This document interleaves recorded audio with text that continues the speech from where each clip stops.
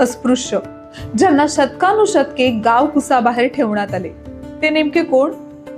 याच प्रश्नाचं उत्तर डॉक्टर बाबासाहेब आंबेडकरांनी एका ऐतिहासिक महाग्रंथातून जगासमोर मांडलं.